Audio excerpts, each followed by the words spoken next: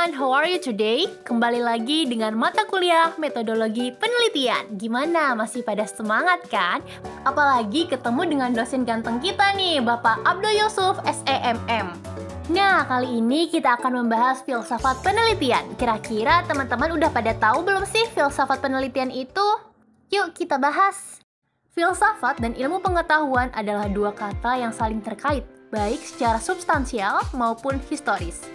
Alasannya kenapa? Karena kelahiran ilmu tidak lepas dari peranan filsafat. Sebaliknya, perkembangan ilmu pengetahuan memperkuat keberadaan filsafat.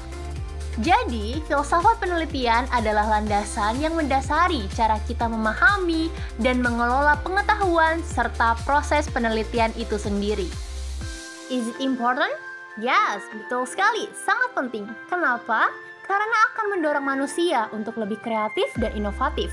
Filsafat ilmu memberikan spirit bagi perkembangan dan kemajuan ilmu dan sekaligus nilai-nilai moral yang terkandung pada setiap ilmu, baik pada tataran ontologis, epistemologis, maupun aksiologi.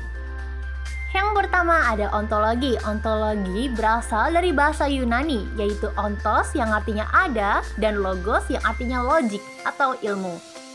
Ontologi membahas apa yang ingin diketahui mengenai teori tentang hakikat yang ada, yang merupakan ultimate reality yang berbentuk jasmani atau konkret maupun rohani. Adapun jenis-jenis ontologi, yang pertama realisme. Ontologi realisme menyatakan bahwa realitas ada secara independen dari pemikiran atau persepsi manusia. Yang kedua, nominalisme. Dalam penelitian, pandangan nominalisme dapat mengarah pada interpretasi subjektif atas data dan pengetahuan yang dikonstruksi oleh manusia. Yang ketiga, ada konstruktivisme. Dalam konteks penelitian, konstruktivisme menekankan bahwa pengetahuan adalah hasil dari interpretasi subjektif, konstruksi sosial, dan proses pembentukan makna.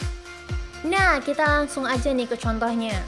Sebuah perusahaan yang menjual produk berkualitas tinggi dapat menggunakan ontologi untuk memahami persepsi konsumen tentang kualitas produk yang mereka inginkan. Dalam hal ini, perusahaan dapat mengembangkan strategi pemasaran yang mengutamakan kualitas produk mereka sebagai salah satu faktor yang mempengaruhi konsumen dalam memilih produk mereka. Nah, selanjutnya ada epistemologi. Epistemologi ini berasal dari bahasa Yunani juga, yaitu epistem, artinya pengetahuan, dan logos yang artinya teori. Epistemologi ini membahas tentang bagaimana proses memperoleh pengetahuan sebagai bentuk usaha yang sistematik dan metodik untuk menemukan prinsip kebenaran yang terdapat pada suatu objek kajian ilmu. Selanjutnya ada jenis-jenis epistemologi. Yang pertama, positivisme. Positivisme ini menekankan pada objektivitas, kepastian, dan pengetahuan yang dapat diuji secara empiris. Yang kedua, interpretivisme. Di dalam penelitian, pengetahuan dipandang sebagai hasil dari interpretasi yang dilakukan oleh individu dalam interaksi dengan realitas sosialnya. Yang ketiga ada konstruktivisme. Pengetahuan dipandang sebagai hasil dari proses konstruksi makna subjektif yang dipengaruhi oleh konteks sosial dan budayanya. Yuk kita lanjut ke contohnya. Sebuah perusahaan yang menjual produk alami dapat menggunakan epistemologi untuk memahami pemahaman konsumen tentang produk alami dan teknologi yang digunakan dalam proses produksi mereka.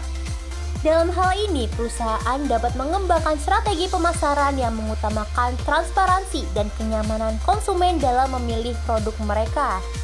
Yang terakhir ada aksiologi.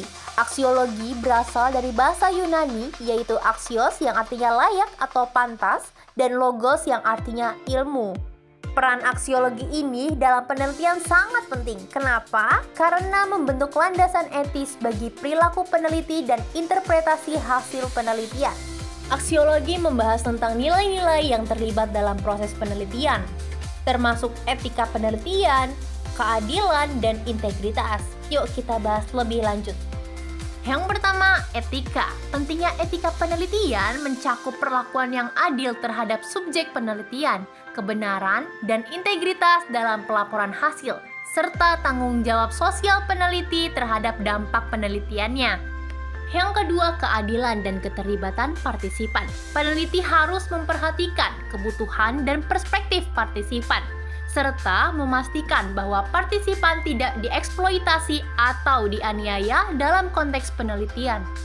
Yang terakhir, integritas. Integritas memerlukan perlindungan terhadap subjek penelitian, termasuk menghormati privasi, keamanan, dan kesejahteraan mereka. Jadi, si peneliti diharapkan untuk menghormati hak-hak dan martabat subjek penelitian, serta memastikan bahwa partisipan mereka bersifat sukarela dan didasarkan pada informasi yang jelas. Selanjutnya, contoh aksiologi. Sebuah perusahaan yang menjual produk dengan nilai-nilai tertentu dapat menggunakan aksiologi untuk memahami keputusan konsumen tentang produk yang mereka pilih berdasarkan nilai-nilai mereka. Dalam hal ini, perusahaan dapat mengembangkan strategi pemasaran yang mengutamakan nilai-nilai mereka sebagai salah satu faktor yang mempengaruhi konsumen dalam memilih produk mereka. Selesai sudah pemaparan materi filsafat penelitian. Thank you for watching. Wassalamualaikum warahmatullahi wabarakatuh.